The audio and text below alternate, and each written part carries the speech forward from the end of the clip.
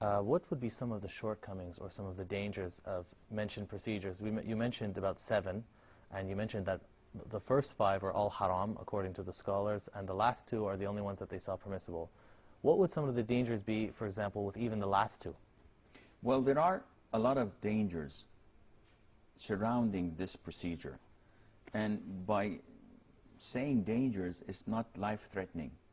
It's even worse, because it would mean that the lineage would be mixed and people would come into families that they're not theirs. It would cause a similar harm to what fornication has caused, for example. Exactly. And that what caused a number of scholars to forbid all these 7 procedures altogether and say that if you measure the pros and cons, if you measure the disadvantages and the advantages, you would find that it is not an issue of necessity. It's not a life-threatening issue that would permit us to allow this. Yet, the majority of scholars say that the 6th and 7th procedure are permissible, providing that we avoid the shortcomings or the dangers that revolve around this procedure, such as, for example, that in order to have this IVF, we have to expose what is known as the awrah. And not only this is the awrah, it is the most private part of the private parts. Of course. So here we come to a fork of the road. Is it worth it? Is it or is it not? Is it worth it for the woman or the man to sacrifice their modesty and their hayat? Yes. Some say that it is not sacrificing the modesty, because when she gives birth, by default she has to expose this to who's ever doing the delivery. But again, it's an issue of to be balanced and to be weighed. They go on and say that there is a very huge possibility that mistakes could happen at labs. So instead of cultivating the right sperm or the right egg, things could mix up. And then a black couple would have a white child. They said, what is this? Or the opposite. And the color is not of importance more than the result of An individual can end up having the child of his cousin or his friend or his brother by accident. By accident, and this is why some of the scholars limited the permissibility of this procedure to doing it on the spot, not having the samples taken in the refrigerators and come after 3 or 4 days and then planting it. No, it has to be on the spot. Among the dangers that are very possible, that these places or institutes, these clinics or hospitals, they're profit-oriented. So they would want the woman to come out pregnant, regardless if it's possible or not. So this means that even if the donor or the husband's sperms are not up to the task, they would fabricate. They would get from somewhere else so that they would get the money for this operation, for this procedure. And this is what caused a lot of scholars to say that it must not be performed, the IVF, it must not be performed in commercial institutes or privately owned. It has to be governmental run, where profit is not a factor. With it, which is completely a fact.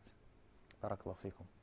What about, and this is a very superficial question, but what about some people who, for example, would store that sperm, if some scholars allowed it, and once the husband is dead, inserting that sperm into the woman?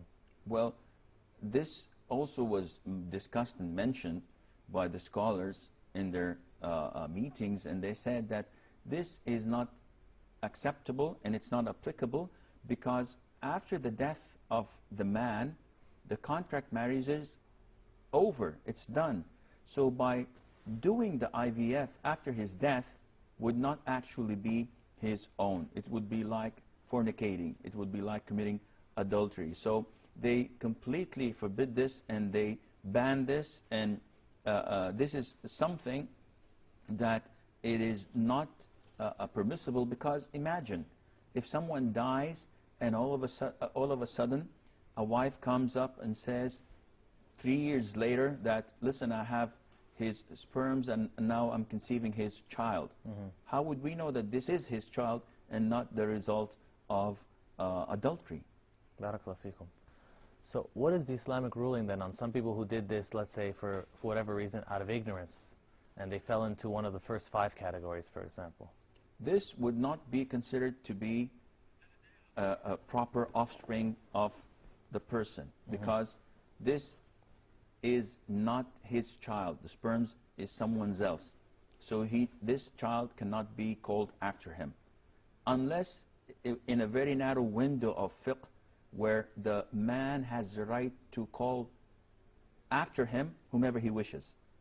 So he can give him his name. But this is a minor opinion. But this is a very minor opinion. So what's to be done with the child? Should they be given to an adoption agency? Should that couple raise that child? Well, the mother is the mother, without any doubt, because the egg was her. She conceived the child. But the problem is with the father. He is not the biological father, and it was a result of someone else. So he cannot be called after the person, and that this person should not treat him as his own child. So he should be called after the mother, as in the times of adultery. If a woman fornicates and bears a child, who is he called after? Definitely not the biological father, because he has nothing to do with it. He's to be called after his mother. And in this case, because of the misconception, because of the error and ignorance that resulted of this child, there might be a way to have this child called after the husband, who is not the actual biological father. And if he accepts this and he calls him after him, he's called after him. Okay, so the ruling for the most part falls to the same ruling as a woman who committed fornication or adultery, and it kind of gets taken out of the whole contemporary issue because there are now direct rulings to dealing with it, or direct examples from the earlier generations. Yes, but what governs this is that ignorance was prevailing. They didn't know that it was not permissible, or someone gave them the wrong fatwa. So they're not sinful? They're not sinful if they did not know. Barakallahu feekum, ya Shaykh. We'd love to continue and discuss, but unfortunately we're just out of time. Join us again next week. Wa jazakumullah khairan. Assalamu alaikum wa rahmatullahi wa barakatuh.